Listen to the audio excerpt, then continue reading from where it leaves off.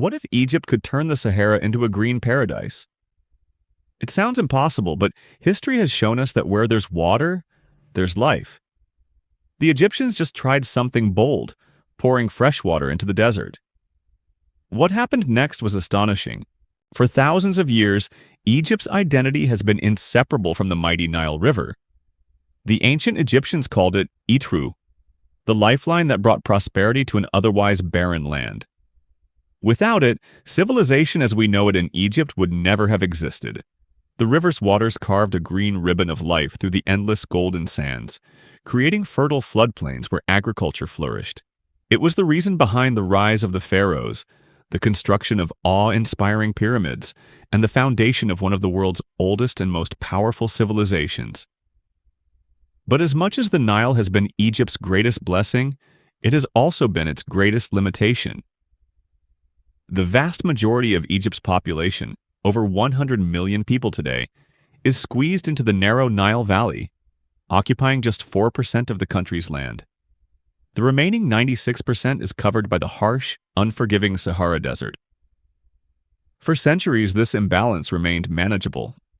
The Nile provided enough fertile land to sustain the people. But as time marched forward, population growth, urban expansion, and climate change began to strain the river's capacity. The once reliable cycle of the annual Nile floods, which nourish the soil, was disrupted by modern dams, irrigation projects, and increasing water demand.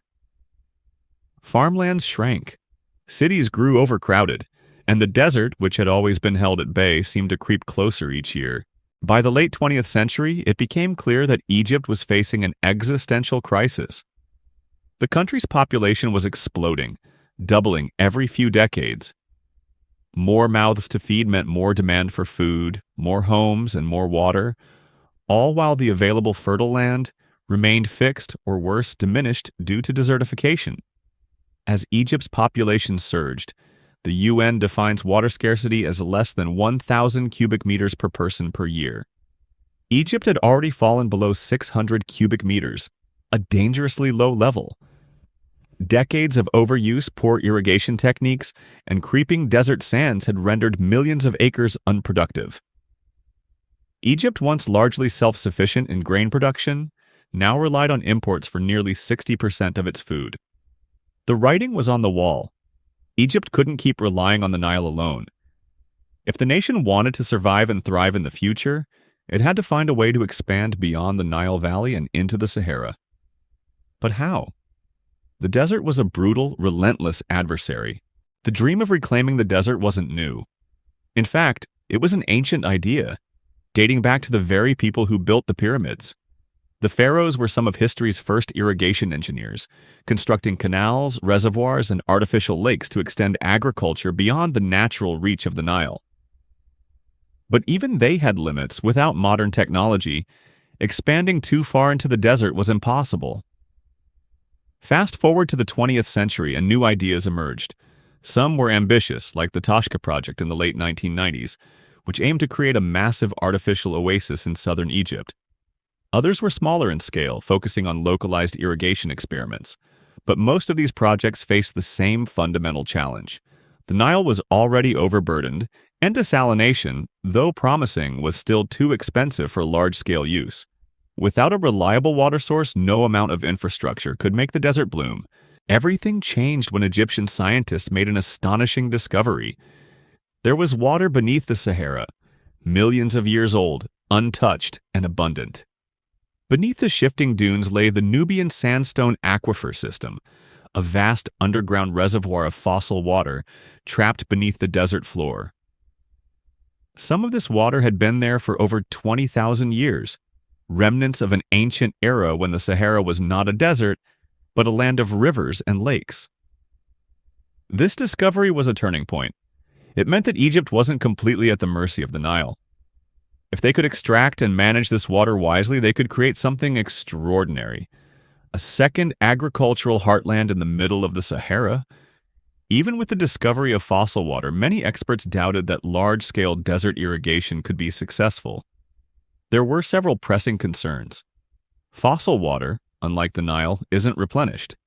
Once it's used up, it's gone. Could Egypt manage it responsibly?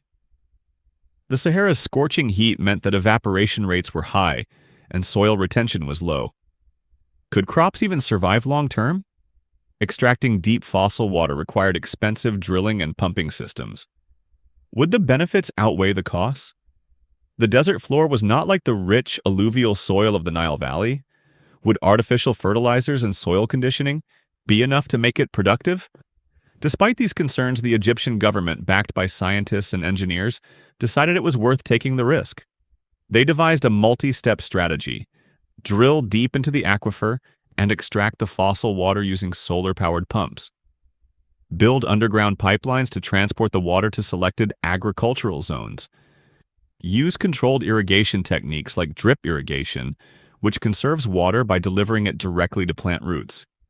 Introduce resilient crops, plants that could thrive in harsh conditions and gradually improve the soil over time. If this experiment worked, it wouldn't just change Egypt. It could revolutionize agriculture in desert regions around the world. Transforming the Sahara was no simple task. The obstacles were staggering. The Nile was already strained, so using it wasn't an option. With temperatures soaring above 50 degrees Celsius, 122 degrees Fahrenheit, evaporation would be a major problem. The desert floor was dry, cracked, and largely incapable of supporting plant life. How would they transport and distribute the water effectively? Critics dismiss the idea as another doomed megaproject, but Egyptian engineers weren't about to give up. For decades, Egypt had watched its agricultural lands shrink. Farmers abandoned their fields. Cities became overcrowded. Food imports skyrocketed. Each year, the country lost more of its fertile soil to desertification, making the dream of self-sufficiency feel like a distant memory. The Sahara had always been an unforgiving enemy, but what if it could be turned into an ally? A hidden water source changed everything. Beneath the Sahara lay something astonishing: fossil water.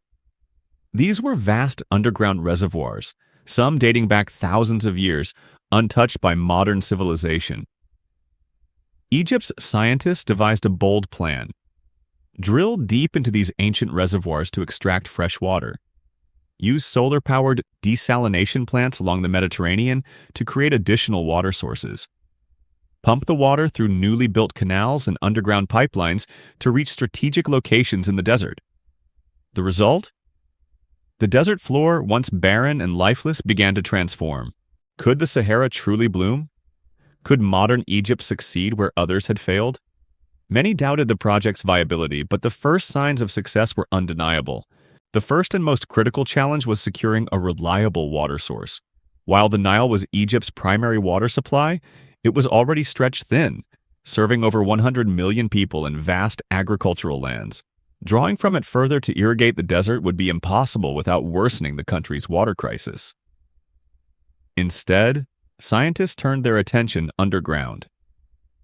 Using geophysical surveys, satellite imaging, and deep soil analysis, researchers mapped out the Nubian sandstone aquifer system, one of the largest underground fossil water reserves in the world. Spanning over 2 million square kilometers across Egypt, Sudan, Chad, and Libya, this aquifer contained an estimated 150,000 cubic kilometers of water, an amount so vast it could, theoretically, sustain agriculture for centuries if used correctly. But there was a catch. Unlike the Nile, this aquifer wasn't replenished. It was a non-renewable resource formed during an era when the Sahara was lush and green over 20,000 years ago. This meant that Egypt couldn't afford to extract water carelessly. It had to be carefully managed and rationed to ensure long-term sustainability. Once the aquifer was confirmed as a viable water source, the next step was to extract and distribute the water effectively. Traditional deep well pumps required enormous amounts of energy, which would be costly and unsustainable. Instead, Egypt turned to solar-powered pumping stations, a game-changing innovation that allowed water to be extracted without over-reliance on fossil fuels. These pumps were installed at strategic drilling sites and used photovoltaic panels to generate electricity, making them relying on Egypt's abundant sunlight rather than conventional energy. Reducing the financial burden of large-scale pumping operations, allowing expansion across different regions without an extensive power grid. To ensure maximum efficiency, the project employed smart monitoring systems that tracked water levels and usage rates in real time, preventing excessive extraction that could deplete the aquifer too quickly. Water alone wasn't enough. The method of delivery was just as important. Traditional irrigation techniques, like flood irrigation, would waste vast amounts of water through evaporation and seepage. Instead, Egypt implemented a drip irrigation system, which delivered small, precise amounts of water directly to plant roots. This system had several major advantages. Drip irrigation reduced water usage by up to 60% compared to traditional methods. By providing consistent moisture, it ensured crops grew efficiently, even in extreme desert conditions. Unlike flood irrigation, which could lead to soil erosion and waterlogging, drip irrigation kept the soil structure intact. Additionally, underground pipeline networks were built to transport water from extraction points to designated farming areas, ensuring efficient distribution across large desert zones. Growing crops in the Sahara wasn't as simple as irrigating the soil. The desert's intense heat, lack of organic nutrients, and high evaporation rates made it one of the most challenging places on Earth to farm. To overcome these challenges, agricultural experts focused on selecting plants that could thrive in arid conditions, such as quinoa, barley, millet, and certain wheat strains. Since desert water sources often contain higher salt concentrations, they introduced crops like sorghum, certain legumes, and even halophytes, salt-tolerant plants. To improve the desert's poor soil quality, they used organic compost, nitrogen-fixing bacteria, and biochar, a carbon-rich material that enhances moisture retention. Experimental farms were established to test various crops and soil treatments before large-scale planting began. Scientists analyzed how different plant species responded to desert conditions, selecting those that showed the highest resilience and productivity. Even with water and soil improvements, the Sahara's harsh winds and scorching temperatures remained a major problem. Strong desert winds could erode soil, damage crops, and increase evaporation rates, making farming nearly impossible without additional protections. To combat this, engineers and environmental scientists introduced windbreak systems, rows of carefully planted trees and shrubs designed to shield farmland from the elements. These windbreaks reduced soil erosion by slowing down wind speeds, provided shade, lowering surface temperatures, created a microclimate that helped moisture retention in the soil. Additionally, farmers adopted shade netting and moisture-retaining ground covers, which further protected young plants from the brutal desert sun. The goal of the Sahara Water Project wasn't just to grow crops. It was to create sustainable, self-sufficient communities that could thrive in the desert.